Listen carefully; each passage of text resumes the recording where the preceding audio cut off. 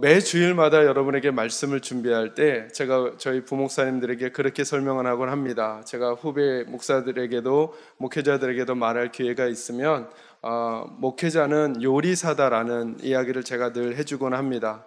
하나님께서 우리들에게 너무나 소중한 재료를 주셨습니다. 그게 하나님의 말씀인데 목사는 뭐 하는 사람인가? 그 좋은 재료를 가지고 매 주일마다 성도들에게 맛난 음식을 제공하는 요리사와 같다는 것이죠. 그래서 늘 말씀을 준비할 때마다 여러분이 말씀을 잘 먹지 못하고 돌아가시는 것 같으면 저는 큰 죄책감에 휩싸이곤 합니다. 왜냐하면 제가 음식을 잘 못 만들어 드려서 음식을 못 먹고 돌아가시면 여러분들이 일주일 동안 살아가는 동안에 힘을 내지 못할 텐데, 내가 아무리 말씀대로 말씀을 전해도 성도들이 말씀을 먹어야만 나는 내 역할을 했다라는 생각을 늘 하게 됩니다. 그 생각은 언제부터 갖게 됐냐 하면 제가 저희 쌍둥이를 키우면서 갖게 되었습니다. 어머니와 아버지의 차이를 제가 확연하게 구분할 때가 언제였냐 하면 저는 늘 아내를 보면서 이해하지 못하는 구석이 하나 있었습니다. 그게 뭐냐 하면 아이들에게 그렇게도 밥을 먹이려고 하는 거예요. 안 먹겠다는 녀석들을. 저는 무슨 생각이 드냐 하면 안 먹겠다고 하면 몇 번 권하다가 안 먹으면 그냥 내버려 두면 되겠는데, 아내는 애를 끌으면서도 어떻게든 먹이려고 하는 거예요.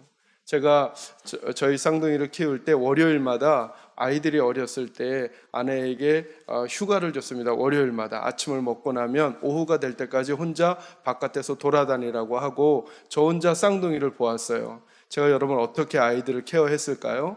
전 먹이는데 안 먹으면 안 먹입니다. 그리고 단 거 달라면 단 거 주고, 그러면 뭐 고민할 게 막 없는 거예요. 그리고 나면 아내는 돌아오고 나면 그거부터 점검하는 거예요. 그때 제가 생각했어요. 이게 어머니의 마음이구나. 어머니는 어떻게 해서라도 자녀에게 먹이기를 원하는구나. 먹기 싫더라도 먹여서 건강하게 하기를 원하는 게 엄마의 마음이구나. 내가 나중에 더 담임이 되고 더 중요한 자리에 갈 때 내게 함께 말씀을 나누는 성도들에게 어떻게든 이 말씀을 먹도록 도와드려야 되겠다라고 하는 마음을 거듭 다잡곤 했습니다. 매 주일마다 그런 마음으로 여러분들에게 말씀을 준비해서 요리를 여러분에게 대접하듯 해드립니다. 그런데 제일 부담스러운 요리 중에 하나가 언제냐 하면 이 송구영신 예배 때입니다. 왜냐하면 이 송구영신 예배는 한 주간이 아니라 우리 식구들 모두가, 저를 포함한 우리 교회 모두가 1년 동안 잊지 않고 살아갔으면 좋겠을 말씀의 요리들을 여러분에게 해드려야 하기 때문에 그렇습니다. 몇 달 전부터 고민하면서 믿음의 균형을 잡아가는 공동체로 1년을 살아가기를 우리가 몸부림을 쳤습니다.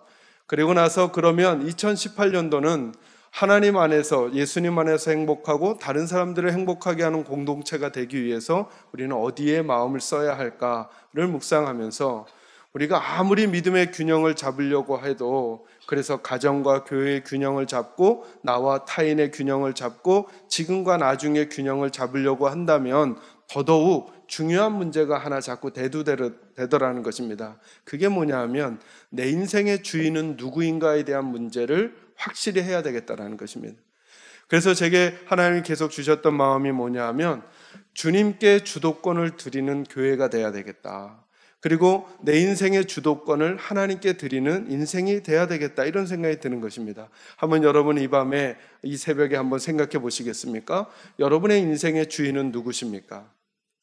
제가 몇 달 전에, 좀 이제 지난 얘기니까 이제서야 말씀을 드릴 수 있습니다. 몇 달 전에 제가 매우 힘들 뻔한 일이 있었습니다. 제게 하나님께서 좋은 부목사님들을 많이 붙여주셨습니다. 아마 그분 귀가 지금 가려울 것 같은데 뭐 이미 딴 교회 갔으니까. 근데 제가 정말 마음을 많이 두고 제 마음을 많이 주고 믿거라 하고 이분은 나와 함께 해주시면 좋겠다 생각했던 목사님이 한 분 계십니다. 그분이 누구냐 하면 안수도 목사님이에요. 여러분들이 잘 아시다시피 여러분이 아끼고 사랑했던 최은실 전도사님도 올 11월 달에 은퇴를 하시게 됐거든요. 여러분은 저를 보시기에 제가 아무 생각도 없이 목회하는 것 같지만 늘 고민 가운데 합니다. 그래서 2년 전부터 최 전도사님은 은퇴하실 그 시점이 되기 전까지 부목사님들하고 잘 세팅을 해놓고 최전사님이 은퇴를 하시더라도 우리 성도들에게 하나의 혼란함도 없이 성도들을 잘 관리하기 위해서 제가 안수동 목사님을 필두로 이렇게 교구 시스템을 잘 정착해 가려고 묻어내를 썼었거든요. 그런데 최전사님보다도 먼저 지가 딴 교회를 가겠다는 거예요. 여기 없으니까 제가 지금 막말하는 거예요. 뭐 와서 따지지는 못할걸요. 뭐. 근데 왜냐면 저랑은 약속을 그렇게 하지 않았어요. 저랑 한 해 더 잘 섬겨주기로 약속을 다 했었는데 목사님이 갑자기 사임을 하고 그것도 이미 교회가 정해졌다는 거예요. 교회가 정해지지 않았으면 설득이라도 해서 옆에 있어달라고 하고 싶은데 이미 그쪽 목사님으로부터 콜을 받으셨다는 거예요. 그때부터 제 마음이 불안하기 시작했어요. 어떻게 해야 되나? 어떻게 해야 되나? 목사님께 조금 저기 해서라도 더 시간이 지나도록 좀 더 있어 달라고 부탁을 해야 되나? 어떻게 해야 되나? 이 마음이 혼란스러웠는데 어느 날 하나님이 그 이야기를 듣고 난 며칠 뒤에 제게 이렇게 물으시는 거예요. 권 목사, 넌 안 목사랑 목회할 거야? 나랑 목회할 거야? 이렇게 물으시는 거예요. 제가 그 질문을 하나님이 제게 하시는 순간 어떻게 대답했냐 하면 하나님, 전 하나님하고 합니다. 그러면 안 목사님을 편안하게 보내드려. 그래서 그 말씀을 하시고 나서 2주 뒤에 왜냐하면 그쪽 교회가 원하시는 시간이 있었기 때문에 목사님을 보내드릴 수 있었어요. 그랬더니 그분이 가시고 나니까 더 좋은 두 분을 저에게 보내주시는 거예요. 저는 안 목사님을 너무나 좋아했고 제가 늘 지금은 없으니까 드리는 말씀이에요. 안 목사님 같은 부목사님이 내게 있으면 내가 정말 힘있게 목회를 할 수 있겠구나 생각하고 마음을 많이 줬거든요. 하나님은 좋으신 안 목사님을 보내시고 그리고 그분보다 못지않은 좋은 목사님 두 분을 더 보내주셔서 제 사역을 감당하도록 도우셨어요. 제가 왜 이 말씀을 여러분에게 서두에 먼저 드리느냐 하면 저희들이 늘 살아가다가 자꾸 까먹게 되더라고요. 주님이 내 주도권을 잡고 계신 분이 아니라 어느 사람이, 어느 상황이. 저는 안 목사님이 아니면 내년을 잘 준비하지 못할까 봐 두려움이 많이 있었어요. 왜? 2년 전부터 준비해온 시스템이었으니까. 근데 하나님의 생각은 달랐어요. 권 목사, 너에게 진짜 의지해야 할 주인은 바로 나야. 안 목사가 없더라도 내가 너와 함께 한다면 너는 목회를 또 해나갈 수 있을 거야 라고 말씀해 주시는 하나님의 마음을 올해 제가 아주 민감한 일을 통해 알게 되었습니다. 그리고는 우리 성도들에게도 이런 삶에 대한 이야기를 좀 해드려야 되겠다라는 생각이 드는 거예요. 여러분의 인생의 주인은 누구십니까? 전 이렇게 결정했어요. 전 하나님과 함께 목회해야 되겠다. 저는 우리 사랑하는 계산제일교 식구들도 이 송구영신 예배를 드리고 새해를 잘 준비할 때 여러분 마음속에 그래 나도 하나님과 함께 인생을 살아야 되겠다라고 결단하는 각오가 여러분에게 새로워지기를 주님의 이름으로 축원합니다. 그 주님이 그려놓으신 그림은 우리가 다 헤아릴 수는 없지만 저는 하나님께서 새로 오시는 좋은 목사님 두 분을 예배해 놓으셨을지 그때 불안한 마음엔 볼 수가 없었어요. 어디서 이만한 목사님을 구할까? 어디서 내 마음을 제가 아라고만 말해도 다른 것까지 다 거들면서 일을 착착착 해주셨던 안 목사님 같은 좋은 분을 만날 수 있을까라는 생각을 하는 두려움에 빠져 있었지만 그러나 하나님이 생각해 놓으신 하나님이 행하실 새로운 일들을 제가 미처 볼 수 없었어요. 그러나 이제 더욱 신뢰하게 됐어요. 그렇구나. 내가 하나님을 신뢰할 때 내가 생각지도 못했던 방법으로 하나님은 일하시는구나. 그래, 역시 목회는 내가 하는 게 아니라 하나님이 해주셔야 되는구나 라고 하는 사실을 고백하게 되었어요. 저는 이 일이 여러분들에게도 일어나면 얼마나 좋을까. 아마도 우리들도 우리들의 인생을 위해서 계획하고 생각하고 그리고 만들어 놓으려고 했던 일들이 있을지 모르겠어요. 때로는 어떤 사람 때문에 삐그덕거리기도 하고 어떤 상황 때문에 그것이 흔들리기도 해서 불안하고 초조하고 염려가 될지 모르겠지만 그 시간에 한번 여러분 스스로에게 이렇게 여쭤보시기를 바랍니다. 내 인생의 주인은 누구인가? 만약에 하나님이 제게 물으셨던 것처럼 여러분에게도 김집사야, 박권사야, 너는 나 없으면 정말 못 살겠다고 생각하고 있니? 라고 물으실 때 맞습니다. 하나님, 저는 하나님 없으면 못 살고 하나님이 함께 해주신다면 다시 살아갈 수 있습니다 라고 하는 응답을 할 수 있는 여러분, 우리 모든 식구들이 되기를 간절히 소망합니다. 그래서 2018년도에 우리 교회의 표어를 어떻게 정하길 원했느냐 하면 주님께 주도권을 드리는 교회가 되자. 그리고 오늘 설교는 주님께 주도권을 드리는 한 해가 되자. 여러분 개인적으로는 주님께 주도권을 드리는 성도가 되자, 여러분의 가정적으로는 주님께 주도권을 드리는 가정이 되자라고 하는 기도 제목으로 한번 올 1년을 하나님 앞에 몸부림쳐 보시기를 바랍니다. 그리고 하나님이 우리 개인과 우리 가정을 그리고 우리 공동체를 어떻게 움직여 가시는지를 보게 되는 역사가 여러분에게 꼭 있기를 주님의 이름으로 축원합니다. 여러분, 인생은 다양한 일들이 일어납니다. 제가 예배당에는 못 올라오고 11시서부터 시작되는 걸 우리 스트리밍이 유튜브로 바로 되거든요. 그걸 제가 영상으로 보니까 첫 번째 영상이 2017년도에 있었던 다사다난한 일들을 편집해서 보여주더라고요. 맞아요, 여러분. 2017년도 1월부터 12월까지 일어날 일들에 대해서 우리가 예상인들 했겠습니까? 근데 그런 일들이 일어납니다. 그러니까 저희들이 조금만 지혜롭다면 2018년도도 그렇게 예상해야 됩니다. 우리가 예상치도 못했던 일들이 불쑥불쑥 사회적으로, 국가적으로, 그리고 경제적으로, 우리 개인적으로, 가정에 일어나게 될 것입니다. 저는 첫 걸음을 떼는 오늘 이 시간에 저와 여러분이 이런 각오를 하고 걸어갔으면 좋겠는 것입니다. 그래, 내게 일어나는 모든 일들은 하나님으로 풀자. 내게 일어나는 모든 일들은 이제 나를 웃게 하거나 나를 울게 하거나 나를 기쁘게 하거나 나를 노하게 하거나 나로 하여금 용기 있게 하거나 나를 절망하게 하는 일들을 생겨날 때 무조건 그 일들에 하나님을 모셔와 하나님으로 풀어가자라고 하는 것입니다. 왜냐하니까 사회적으로 어떤 일들이 터졌을 때 사회가 온통 이렇게 말하는 거예요. 이제 위기라는 거예요. 그런데 그 일이 분명히 지나가더라고요. 그때 제가 이런 생각이 드는 거예요. 그런 위기라고 할 때 다 흔들릴 때 우리들 중에 누군가 하나님에게 감각 있는 사람이 그렇지 않다, 하나님은 우리에게 이 시간을 넘어가게 할 것이다 라고 소망의 말을 전하는 사람들이 바로 그리스도인들이고 바로 저와 여러분 성도였다면 얼마나 좋았을까. 혹시 우리들도 그 위기에 같이 휩쓸려서 정말 위기야, 정말 안 되겠어, 정말 넘어질 것 같아 라고 그 분위기에 휩쓸려 함께 가다가 그것이 지나가고 나면 도무지 하나님이 무엇을 일하셨는지 증인된 삶을 살 수도 없는 일들이 우리에게 일어나는 것은 아닌가. 그래서 저는 이 씨름을 좀 우리 식구들과 함께 해보려고요. 어떤 일들이 일어나든지 우리 사랑하는 계산지역교 식구들은 그 모든 문제를 하나님으로 풀어가는 거죠. 잘 이해가 되지 않을 수 있을 거예요. 내게 고난이 왔을 때 그걸 하나님으로 푼다는 건 쉽지 않을지 모르겠어요. 그러나 한번 이를 악물고 하나님을 모셔와 보는 거죠. 하나님, 왜 내게 이 고난을 주셨습니까?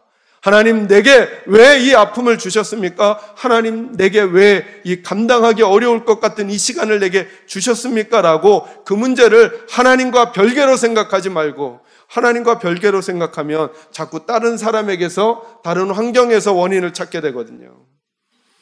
그러면 그 시간을 하나님하고 살지 않고 그 사람과 싸우면서 살고 그 상황에서 절망하면서 살게 되는 거 아니겠습니까? 한번 하나님과 함께 그 문제들을 풀어보자는 거예요. 그것이 바로 주님께 주도권을 드리는 삶의 출발점이라는 거죠. 그래서 기도하면서 찾게 된 구절이 그 하나 주님께 주도권을 드린다는 구절이 오늘 고린도후서 4장 5절의 말씀입니다. 같이 한번 읽어볼까요? 고린도후서 4장 5절 읽습니다. 시작. 우리는 우리를 전파하는 것이 아니라 오직 그리스도 예수의 주되신 것과 또 예수를 위하여 우리가 너희의 종된 것을 전파함이라. 아멘. 이건 사도 바울의 고백이에요. 우리가 전파하는 것은 우리를 전파하는 게 아니라 누구를 전파한다고요? 예수 그리스도가 주되신 것을 전파한다는 거예요. 자, 그래서 오늘 주님께 주도권을 드린다고 할 때 저와 여러분이 중요한 세 가지 생각을 해야 되겠다 정리해 드렸어요. 첫째가 뭐냐 하면 바른 자리매김을 하셔야 돼요. 바른 자리매김. 이게 무슨 말이냐 하면 주님께 주도권을 드린다고 할 때 주님은 주님이시라는 자리매김을 해야 돼요. 그러면 자연스럽게 주님이 주님이시니까 우리는 주님의 뭐가 될까요? 종이 되는 거죠. 종이 되는 거죠. 여러분, 믿음의 본질이 뭐냐 하면 하나님을 하나님으로 섬기고 우리 사람은 피조물로 살아가는 것, 이게 믿음의 본질이에요. 그러니까 하나님을 하나님의 자리에 모시고 사람은 사람의 자리에 있는 것이니까 이게 바른 자리매김이 필요하다는 거예요. 이 바른 자리매김이 어긋나게 되면 하나님을 하나님의 자리에 놓지 않는 거예요.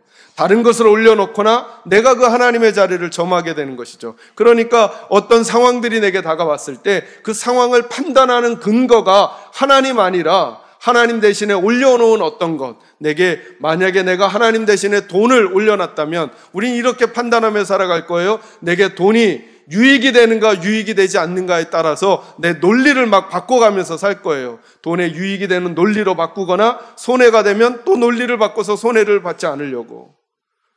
혹은 정욕이 하나님 대신에 그 자리를 참여하고 있다고 한다면 정욕을 참지 못해 하나님이 그 많은 것을 행하고 하나님이 원하는 것을 행하지 않는 일들이 우리에게 벌어질지도 몰라요. 하나님의 자리에 우리가 올라가면 우리가 판단의 근거가 될 거예요. 내 기분과 내 느낌과 내 지식과 내 경험이요.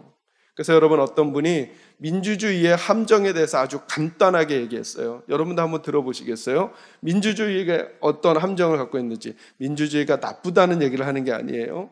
근데 우리들이 생각하고 있는 어떤 일을 꾸미고 어떤 일을 결정해 갈 때 가장 적합한 방법이 뭐라고 생각하냐면 민주주의라고 생각하는 거예요. 근데 어떤 분이 그렇게 민주주의의 약점을 얘기했어요. 만약에 어느 환자가 중환자가 있어요.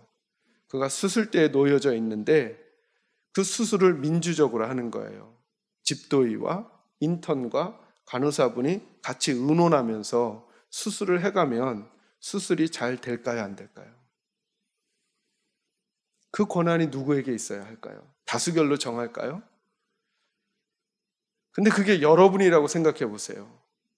여러분이 정말 심각한 수술을 해야 되는데 집도의하고 인턴들하고 레지던트하고 그리고 간호사 선생님이 다수결로 정하는 거예요.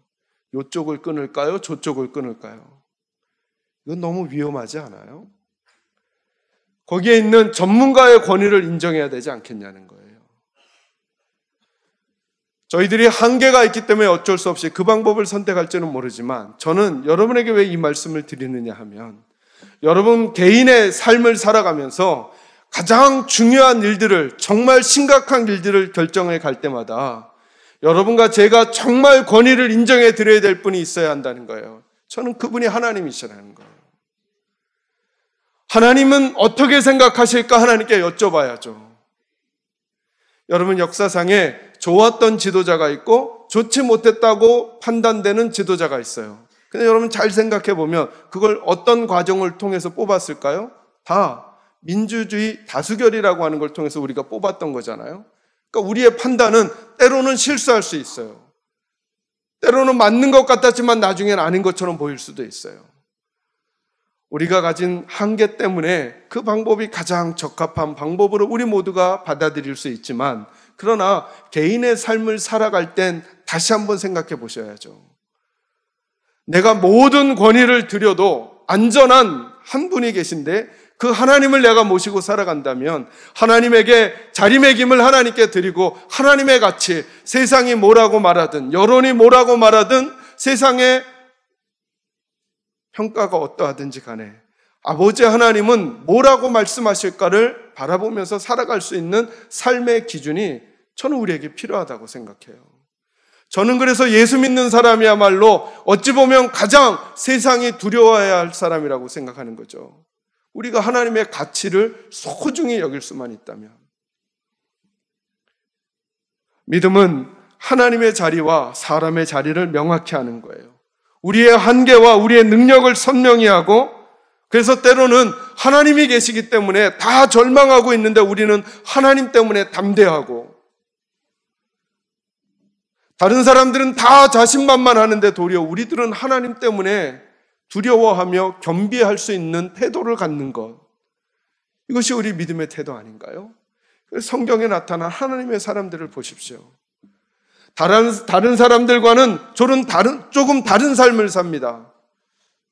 왜요? 하나님 때문이에요. 하나님 때문에. 다른 사람들이 살았음직한 삶을 선택하지 않고 하나님 때문에 전혀 다른 삶을 그들이 선택하고 사는 거예요. 사랑하는 계산자교회 식구 여러분, 2018년도를 살아가면서 저는 여러분들이 하나님을 주인 삼고 살아가는 분들이 되시기를 바랍니다. 그러기 위해서는 바른 자리매김이 필요합니다. 내가 주인이 아니라 하나님을 주인 삼고, 내가 우리 자녀의 지도자가 아니라 하나님을 그들의 목자 삼고 살아가는 삶의 자리매김이 필요합니다. 저는 여러분이 이 자리매김을 바르게 하기를 주의 이름으로 축원합니다.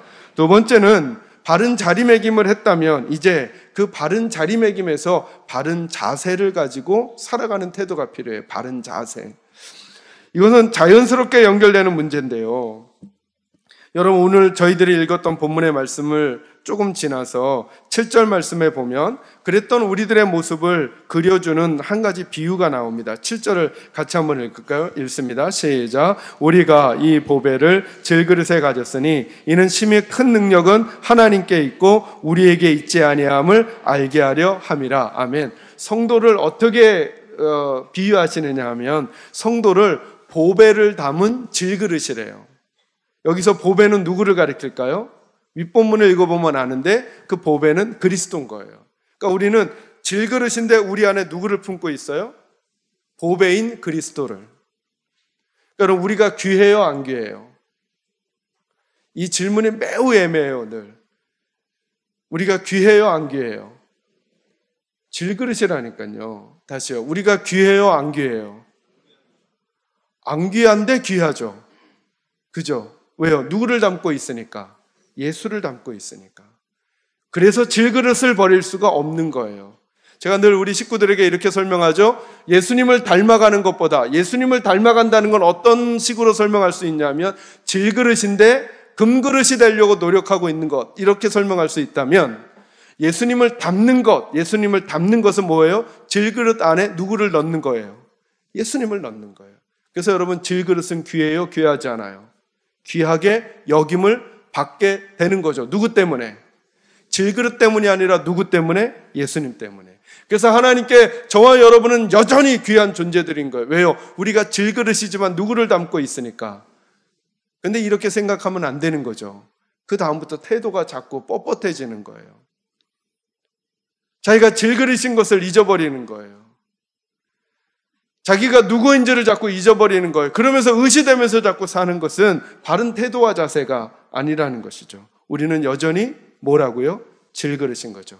우리를 우리 되게 하고 우리를 가치 있게 하는 건 누구 때문인 거예요? 예수님 때문이라는 거예요. 그러니 저희들은 늘 하나님 앞에서 우리 자신을 하나님 앞에 내려놓는 게 필요한 거예요. 그래서 여러분, 우리가 정말 선한 삶을 살고 빛이 되는 삶이 살려면 우리가 질그릇인 우리가 보배를 담고 있으니까 예수님의 빛이 빛나려면 질그릇이 어떻게 해야 되겠어요? 질그릇이 딱딱하게 굳어갈까요? 깨질까요? 보배의 빛이 나려면 어떻게 해야 돼요? 질그릇이 깨어져야죠. 내가 자꾸 무너져야 내게서 누가 나가요? 예수님의 빛이 나가는 거예요. 우리가 자꾸 빛을 내려고 그래요. 그건 뭐랑 비슷한 거냐 하면 질그릇에다가 광을 내려고 하는 거예요. 그 빛은 진짜예요? 가짜예요? 가짜죠. 누구 빛이 진짜예요? 보배의 빛이 진짜죠. 보배가 우리로 하여금 빛이 나게 하려면 우리가 빛을 내는 게 아니에요. 내가 자꾸 자아가 무너질 때 우리 속에 있는 예수의 빛이 나가야 되는 거예요. 다른 사람들이 우리를 보고 우리에게 감동하는 게 아니라 우리 안에 있는 예수님에게 감동하도록 만들어 드려야 하는 거죠. 바울이 이렇게 말하잖아요. 우리는 우리를 전파하는 게 아니라. 그래서 여러분, 질그릇을 뺀질뺀질 닦는 분들이 있을 수 있어요. 우리에게.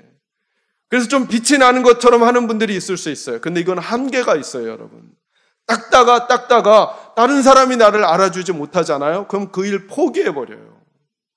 아예 포기해버려요. 우리는 그 싸움을 하는 게 아니에요.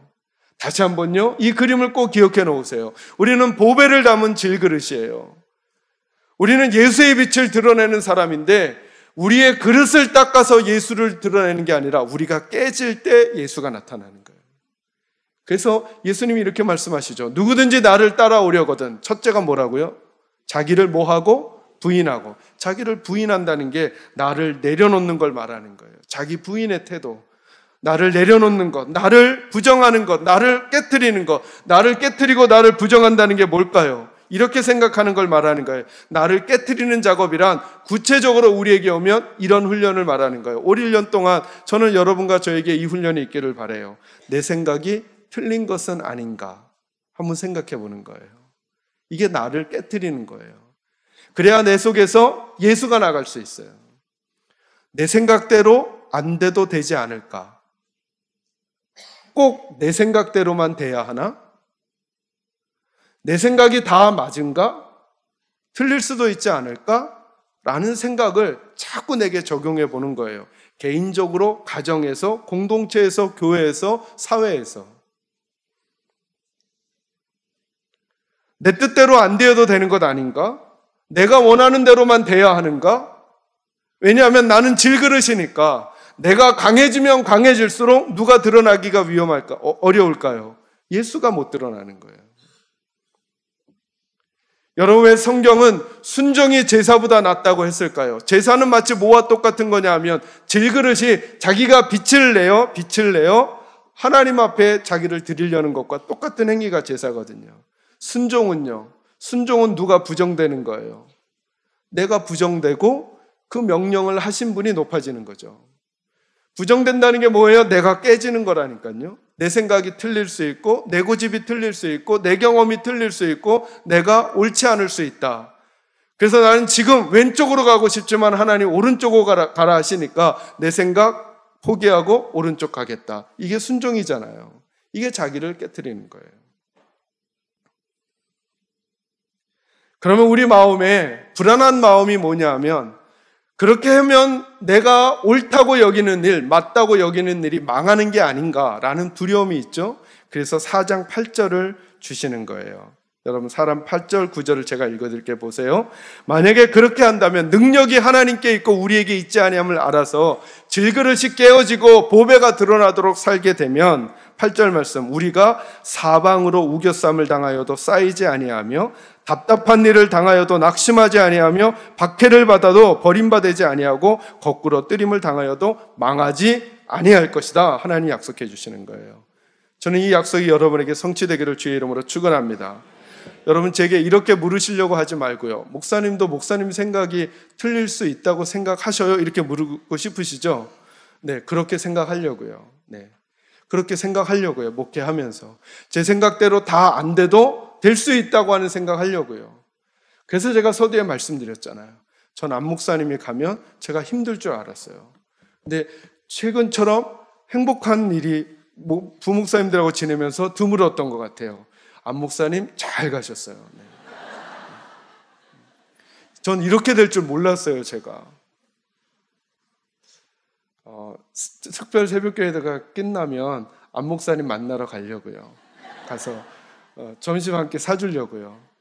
새로 오신 부목사님들 다 데리고 가서 자랑하면서 제가 얘기하려고요. 나 떠나서 좋아. 제가 얘기하려고요. 우리 교회 떠나니까 배 좀 불러줘서 막 약 올리려고요.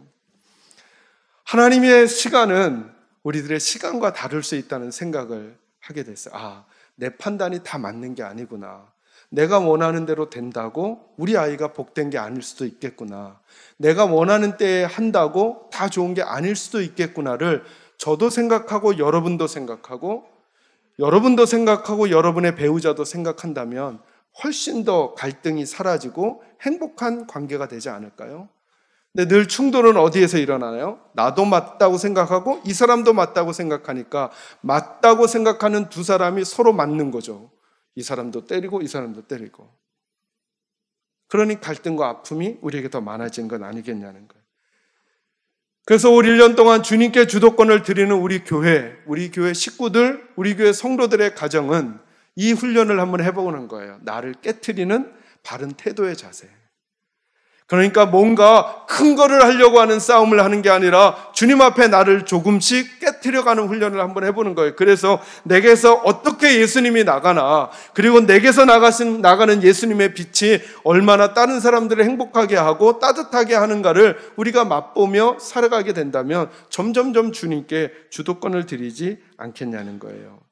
그래서 내 방법보다 하나님의 방법을 선택하고 그 하나님의 방법을 선택하고 실천하려고 몸부림치는 한 해가 되어보는 거죠. 그래서 성경이 중요한 거예요. 왜냐하면 성경은, 따라하겠습니다. 성경은 매뉴얼이다. 다시 한번요. 성경은 매뉴얼이다. 여러분, 올 1년 동안 성경을 안 읽고 살잖아요. 그러면 뭐 안 읽고 살아가는 것과 똑같아요? 매뉴얼 안 보고 2018년도라고 하는 길을 따라가는 것과 똑같아요. 매뉴얼 안 보고 살아가면. 그러면 가긴 가더라도 여기저기 부딪히면서 가게 될지 몰라요. 돌아갈지 몰라요. 괜한 길을 뺑뺑 돌지도 몰라요. 그러면서 왜 이렇게 길이 안 나오냐고 원망하고 불평하고 갈등할지도 몰라요. 우리에게 매뉴얼이 필요해요. 고난이라고 하는 신호등이 왔을 때 어떤 태도를 취할지, 갈등이라고 하는 신호에 걸렸을 때 어떤 마음 자세를 가질지 저와 여러분이 생각해야 한다는 거죠. 여러분, 매뉴얼을 가까이 하시고 그 매뉴얼의 주인이 되시는 하나님께 여쭈시면서 올 1년을 걸어가시기를 주의 이름으로 축원합니다. 마지막 세 번째로 어떻게 주님께 주도권을 드리는 한 해가 될 수 있을까 할 때 세 번째 중요한 게 뭐냐면 하나님 앞에 바른 영역을 넓혀가야 한다는 거예요. 다시 한번요. 하나님께 바른 자리매김을 하고 바른 자세를 가지고 바른 영역을 넓혀가야 돼요. 무슨 말씀이냐 하면 하나님이 주인 되시는 자리가 어디냐 하면 제일 저희들이 쉽게 찾을 수 있는 데가 교회예요. 교회. 그래서 여러분 지금 옆에 있는 분들 다 보세요. 다 상기돼 있고 다 거룩해 보이잖아요. 왜냐하면 여기가 하나님의 집이라고 생각하니까 하나님의 집의 이 영역을 하나님의 집처럼 여기니까 우리의 마음의 태도와 자세가 그렇게 됐거든요. 근데 이제 올 1년 동안은 주님께 주도권을 드리는 교회, 성도, 가정이 되기 위해서 저와 여러분에게 주어져 있는 바른 영역을, 지평을, 믿음의 지평을 넓혀 가셔야 돼요. 교회만이 아니라 가정에서 이 모습으로 계셔 주셔야 돼요. 교회만이 아니라 부부관계를 이 모습으로 행해주고 계셔야 돼요. 교회만이 아니라 여러분의 직장이라고 하는 곳에서 이 모습으로 존재하고 계셔 주셔야 돼요. 거기도 주님이 주도권을 잡으셔야 하거든요. 그래서 하나님을 닮은 가정을 만들어 주셔야 하고 하나님을 닮은 직장을 만들어 주셔야 하고 하나님을 닮은 사업장을 만들어 주셔야 하고 하나님을 닮은 사람들이 아는 학업을 우리 청년들이, 학생들이 해주셔야 해요. 그곳에서도 주인이 하나님이시기 때문에 그런 거예요. 거꾸로 하나님을 믿는 바른 영역을 만들지를 못하는 일들이 우리에게 가끔 일어나곤 해요. 부부관계를 깨는 성도들이 있어요. 막 문을 부수는 성도들이, 여러분 그래서 제가 가끔 담임 목사는 들어도 못 들은 척 해야 되는데, 못 본 척 해야 되는데, 어떤 분은 약주를 하시고 아파트에서 고래고래 소리를 질러가지고, 근데 우리 교회 집사님이라는 거예요. 어떤 분은 화가 나서 집 문을 부셨대요. 얼마나 펀치가 세면. 하긴 생각해 보니까 예전에 저희 집은 전기밥솥이 아침에 일어나면 문 밖에 가 있었어요. 창문 밖에. 알아봤더니 아버님이 던지셨대요, 글로. 이건 비단 그분들의 이야기만이 아닌 저와 여러분 모두의 이야기잖아요. 우리가 부렸던 혈기, 그 표정. 그래서 제가 여러분 귀신 본 적 있어요? 귀신? 너무 또 진지하게 받지 마시고요. 귀신 보고 싶으시거든 제 말을 꼭 기억하셨다가 실천해 보세요. 여러분이 하도 화가 나가지고 견딜 수 없는 순간에 거울을 딱 보세요. 거기에 마귀가 있어요. 거기에 그 분노의 눈빛, 그 분노의 표정, 어떻게 할 수도 없어. 제가 흉내도 못 내겠어요. 그게 바로 그 안에 있다니까요. 진짜 영적인 싸움은 우리와 하는 거예요. 우리와. 근데 저는 우리가 예수를 잘 믿어간다는 게 뭐냐 하면 믿음의 지평을 넓혀가는 거예요. 이렇게 행복한 교회의 모습을 여러분의 가정으로 가져가셔야 돼요. 그래야 오늘 드리는 예배가, 그래야 오늘 드리는 찬양이 하나님이 받음직한 거예요. 문을 부수고 와서 여기서 찬양을 하면, 밥통을 내던지고 와서 여기서 안내를 하면, 남편의 얼굴을 핥히고 와서 여기서 중보기도를 하면 하나님이 어떻게 하시겠냐고요. 우리의 한계 때문에 아직은 우리가 그럴 수밖에 없는 연약함이 있어요. 여러분, 전들 안 그러겠어요? 저는 제일 힘든 게 뭐냐 하면 토요일 날 아내와 싸우는 거예요. 제가 내일 뭐 해야 돼요? 주일날? 설교해야 되잖아요. 또 몇 번인지 궁금하시죠? 거의 없어요, 거의. 왜냐하면 아내가 다 양보해 주거든요. 아내가 토요일 날은 저를 이렇게 잘 살펴주셔서 저를 이만큼 사람 만들어 주셨어요, 양장로님. 아까 양장로님이 그 얘기를 해주시더라고요. 아내는 아내한테 그렇게 표현해야 된대요. 여보, 날 이만큼 사람 만들어 주느라고 애썼어. 제가 문자 보냈어요, 장로님. 제 아내한테. 여보, 나 이만큼 사람 만들어줘서 고마워, 1년 동안. 그렇게 배려해줘요. 그러나 만약에 가끔 갈등하는 그런 일이 있다면 주일날 제가 너무 힘들겠죠. 왜요? 여러분, 목사가 쉽지가 않아요. 왜냐면 맨날 옳은 말만 해야 되잖아요. 지도 옳지 않은데. 그래서 제가 얼마나 고통스럽겠어요. 저를 불쌍히 여겨주시면서 기도해 주셔야 돼요. 저 인간이 참 힘들겠다. 그러니 저도 몸부림을 치는 거죠. 할 수만 있다면 가정에서 좋은 남편, 좋은 아빠로 존재해야 되겠다. 여러분들도 그 싸움으로 1년 동안 우리 교회가 한번 다 해보는 거예요. 우리의 믿음의 지평을 넓혀가는 거죠. 바른 영역, 하나님을 주인 삼은 영역을 지금은 교회에서 훈련받았다면 이제는 교회 밖으로 가셔서 여러분의 가정, 여러분의 직장, 제가 늘 말씀드리잖아요. 여러분은 어디에 목사냐 하면 여러분의 사업장, 여러분의 직장, 여러분의 가정의 목사인 거예요. 그곳에서 목사의 역할을 하셔야 되는 거예요.